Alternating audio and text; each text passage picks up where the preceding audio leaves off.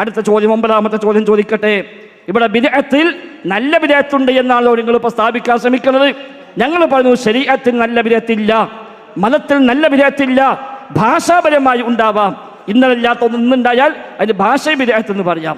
ഈ സംവാദം ഭാഷാപരമായ ബിദ്അത്താണെന്ന് പറയാം. ഒരു പുതിയ റോഡുണ്ടായി, ഒരു പുതിയ പാലമുണ്ടായി, ഒക്കെ ഭാഷയിൽ ബിദ്അത്താണ് എന്ന് പറയാം. ആ ബിദ്അത്തിൽ നല്ലതും ചീത്തയൊക്കെ ഉണ്ടാവുകയും ചെയ്യും. എന്നാൽ മതത്തിൽ കൂട്ടിച്ചേർക്കപ്പെടുന്ന കാര്യങ്ങളിൽ നല്ല ബിദ്അത്ത് എന്ന ഒന്നില്ല. കുല്ലു ബിദ്അത്തിൻ ളലാല എന്നാണ് നിങ്ങൾ ഹൈതമി ഫതാവുൽ ഹദീസിൽ സ്ഥാപിച്ച അസ്ലാണ്, ഖായിദയാണത്. അതുകൊണ്ട് അതിൽ നിന്നാണ് ചോദ്യം. ശർഈയായ ബിദ്അത്ത്, ശർഈയായ ബിദ്അത്ത്, അതിൽ ഹസനത്തും അതിൽ മുൻകറും രണ്ടുമുണ്ട് എന്ന് വിഭജിച്ച ഏതെങ്കിലും ഒരു അഹ്ലുസുന്നയുടെ ഇമാമിന്റെ ഉദ്ധരണി വായിക്കാമോ? ശർഈയായ ബിദ്അത്തിൽ നല്ലതും ചീത്തയുമുണ്ട്, ലുഗവിയല്ല. ശർഈയായ ബിദ്അത്തിൽ മതത്തിൽ കൂട്ടിച്ചേർക്കപ്പെടുന്ന ഇബാദത്തുകളിൽ നല്ലതും ചീത്തയുമുണ്ട് എന്ന് രേഖപ്പെടുത്തിയ അഹ്ലുസുന്നയുടെ ഏതെങ്കിലും ഒരു പണ്ഡിതന്റെ പ്രാമാണികമായ ഒരു ഉദ്ധരണി വായിക്കാൻ കഴിയുമോ എന്നാണ് 9ാമത്തെ ചോദ്യം. ബാക്കി 8 ചോദ്യം ബാക്കിയാണ്. ഇത് ഉത്തരം പറയണേ. സലഫുസ്സാലിഹികൾ ഇല്ല എന്ന് പറഞ്ഞാൽ നിങ്ങൾ പറഞ്ഞ പോലെ ആ കാരണം കൊണ്ടാണ് ഇത് ബിദ്അത്തായത് എന്നത് എവിടെ? അതല്ലേ ഉദ്ധരിക്കേണ്ടത്. സലഫുസ്സാലിഹികൾ ചെയ്തിട്ടില്ല എന്ന് പറഞ്ഞു നിർത്തരുത്. അതേ കാരണം കൊണ്ടാണ് നിങ്ങളിവിടെ പറഞ്ഞ പോലെ, വാദത്തിൽ പറഞ്ഞതുപോലെ പതിവില്ലാത്തത് കൊണ്ട്, താബിഈകൾക്ക് പതിവില്ലാത്തത് കൊണ്ടാണ് ഈ കാര്യം ബിദ്അത്തായത് എന്നവരാരും പറഞ്ഞിട്ടില്ല. എന്തുകൊണ്ട്? കാരണം ബിദ്അത്തിന്റെ നിർവചനത്തിൽ ഇബ്നു തൈമിയ്യ പോലും പറഞ്ഞ കാര്യം എന്താണ്? മുഖാലഫത്തുൻ നുസൂസ് ഉണ്ടാകണം, ആധികാരിക പ്രമാണങ്ങളോട് എതിരാകണം. ആ പ്രാമാണികമായ എതിരികളെ അവർ കണ്ടെത്തും. എന്തുകൊണ്ട് പ്രമാണങ്ങളോട് എതിരാകും? എന്തുകൊണ്ട് പ്രമാണങ്ങളോട് എതിരാകുമ്പോഴാണ് അതിനെക്കുറിച്ച് ബിദ്അത്ത് എന്നവർ പറഞ്ഞിട്ടുള്ളത്. അല്ലെങ്കിൽ അവരൊക്കെ നിങ്ങൾ പറഞ്ഞ വാദക്കാരായിരുന്നുവെങ്കിൽ ഹാഫിദ് ഇബ്നു ഹജർ റളിയല്ലാഹു അൻഹു ഇതിനെ എതിർക്കുമായിരുന്നു. നോക്കൂ, ഈ ആധികാരിക പ്രമാണങ്ങളോട് എതിരുണ്ടാകുമ്പോൾ മാത്രമേ അത് ബിദ്അത്താവുകയുള്ളൂ എന്ന് പറഞ്ഞതാരാണ്? ഇമാമുന ശാഫിഈ റളിയല്ലാഹു അൻഹു. മഹാനായ ഇമാം ശാഫിഈ റളിയല്ലാഹു അൻഹു പറഞ്ഞു, അതാ ഇബ്നു തൈമിയ്യയും അത് ഏറ്റുപിടിച്ചിട്ടുണ്ട്. അപ്പൊ ഇബ്നു തൈമിയ്യക്ക് പോലും അറിയാം, ഇബ്നു തൈമിയ്യക്ക് പോലും അറിയുന്ന ഒരു കാര്യമാണ് നിങ്ങൾ പറഞ്ഞത്. പിന്നെ അലി റളിയല്ലാഹു അൻഹു റഹ്മത്തിന്റെ തഅരീഫിൽ അലി റളിയല്ലാഹു അൻഹു ഉണ്ടല്ലോ എന്ന്. എൻ്റെ പ്രിയപ്പെട്ട മൗലവി, ഇങ്ങനെ ഉരുണ്ടുമറിയാനായിട്ട് ഓരോന്ന് പറയരുത്. ആ തഫ്സീർ വളരെ ഗരീബാണെന്നും അത് വളരെ ഗരീബായ റിവായത്താണ് എന്നൊക്കെ മുഫസ്സിറുകൾ തന്നെ രേഖപ്പെടുത്തിയിട്ടില്ലേ?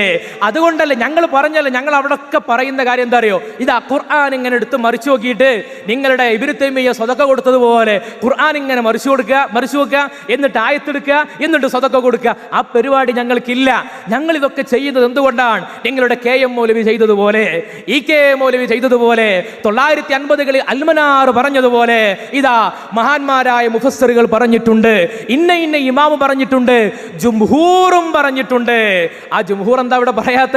നമ്മളെ മൂസ സലാഹി അവിടെ ബാക്കിയിരിക്കുന്നുണ്ട്. മുമ്പ് എപ്പോഴും ഇടയ്ക്കിടയ്ക്ക് ജുംഹൂർ പറയുന്ന ആളാണ്. എവിടെ ആ ജുംഹൂർ? ഇവിടെ ഇല്ലല്ലോ.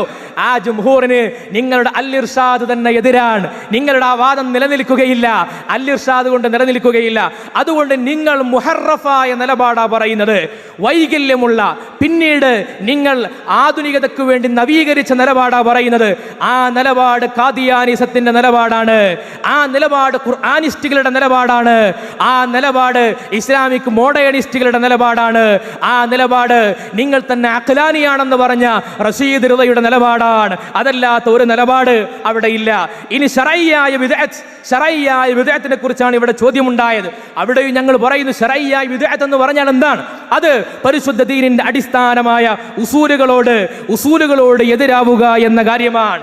ഉസൂലുകളോട് എതിരാകണം. അത് ഇബ്നു തൈമിയ്യ പറഞ്ഞിട്ടുള്ള കാര്യമാണ്. ഇബ്നു തൈമിയ്യ അതിനെ സ്ഥിരപ്പെടുത്തിയിട്ടുള്ള കാര്യമാണ്. ഇല്ലെങ്കിൽ എന്ത് സംഭവിക്കും?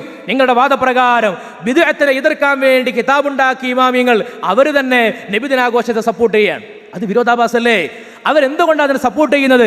അതെ, ബിദ്അത്തിന് പ്രാമാണികമായി ഇവിടെ അംഗീകരിക്കപ്പെടുന്ന ഒരു നിലപാടുണ്ട്. പരിശുദ്ധ ഇസ്ലാമിന്റെ ആധികാരികമായ നിലപാടുകളോട്, ഉസൂലുകളോട്, നുസൂസുകളോട് എതിരാകണം. ഏത് നസ്സിനോടാണ് എതിരായത്? അത് ചോദിക്കേണ്ടതെന്നാ പറഞ്ഞത്. ഞങ്ങളുടെ ചോദ്യാവസരങ്ങൾ നിങ്ങൾ ശ്രദ്ധിച്ചിട്ടില്ലേ? കൃത്യമായി ചോദിച്ചിരുന്നു. നിങ്ങൾ അത് ശിർക്കാണെന്ന് പറയാൻ വിശുദ്ധ ഖുർആനിൽ ഒരു ആയത്ത് പറയൂ എന്ന് പറഞ്ഞിരുന്നു. നിങ്ങൾ ഇനിയെങ്കിലും നിങ്ങൾക്ക് സാധ്യമാണെങ്കിൽ അതിന് ആയത്തുകൾ ഓതണമെന്ന് അപേക്ഷിക്കുകയാണ്. ചോദിക്കാൻ ഞങ്ങൾക്ക് അവസരമില്ലല്ലോ, ഞങ്ങൾ അപേക്ഷിക്കുകയാണ്. അപ്പൊ അതുകൊണ്ട് നിങ്ങൾ വിശുദ്ധ ഖുർആനിലെ ഏതെങ്കിലും ഒരു ആയത്തിന് ഇതാ നബിദിനാഘോഷം എതിരാണ്, ഇന്ന ഹദീസിന് എതിരാണ്, ഇന്ന പരിശുദ്ധ ഇസ്ലാമിന്റെ നസ്സിനോട് എതിരാണ്, ഇതാ ഇന്ന ആയത്തുകളുടെ ഘടകവിരുദ്ധമാണ് എന്ന് നിങ്ങൾ പറയൂ.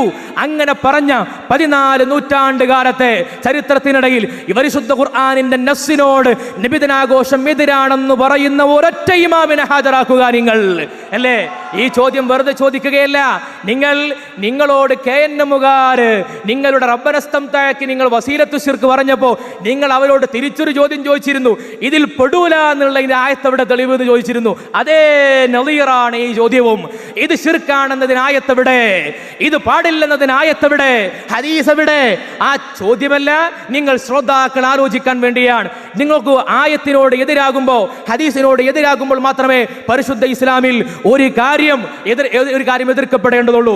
ഇനി ഭാഷാപരമായി നല്ല ബിദ്അത്ത് എന്ന് പറഞ്ഞാൽ അത് ശറഇൽ സുന്നത്താണ്, അത് ശറഇൽ പുണ്യകരമായ കാര്യമാണ്. അപ്പൊ നബിദിനാഘോഷത്തിന് പുണ്യകരമാണെന്ന് ഹാഫിദ് ഇബ്നു ഹജർ തങ്ങൾ മനസ്സിലാക്കി, ഇമാം സുയൂത്തി തങ്ങൾ മനസ്സിലാക്കി, സഹാബി തങ്ങൾ മനസ്സിലാക്കി, KM മൗലവിയും EK മൗലവിയും മനസ്സിലാക്കി, ഫൈസൽ മൗലവിക്ക് മനസ്സിലായിട്ടില്ല. അല്ലാഹു അക്ബർ. അതിനെ വേണ്ട, അല്ലാഹു അക്ബർ.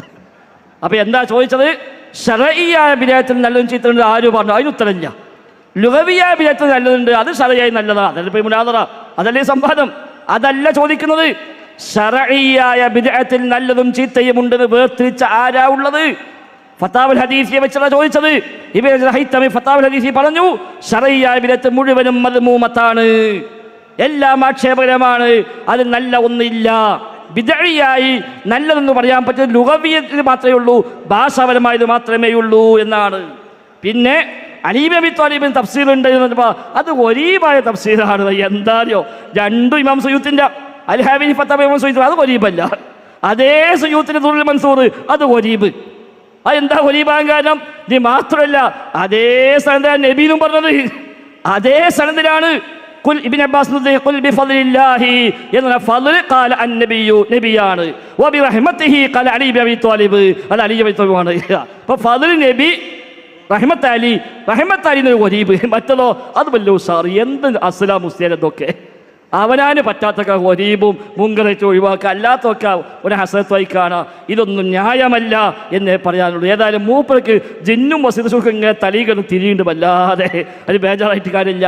ആസ്വദി പഠിച്ചാൽ ശരിയാവും. കിതാബൊക്കെ പഠിക്കുമ്പോൾ ചില തൗഫീഖ് വേണം, എന്നാലേ ക്ലിയർ ആവുള്ളൂ. ആ നിലക്ക് നല്ല പഠിച്ചാൽ അതൊക്കെ ക്ലിയർ ആയിക്കോളും. ക്ലിയർ ആവാത്ത പ്രശ്നമൊന്നുമില്ല.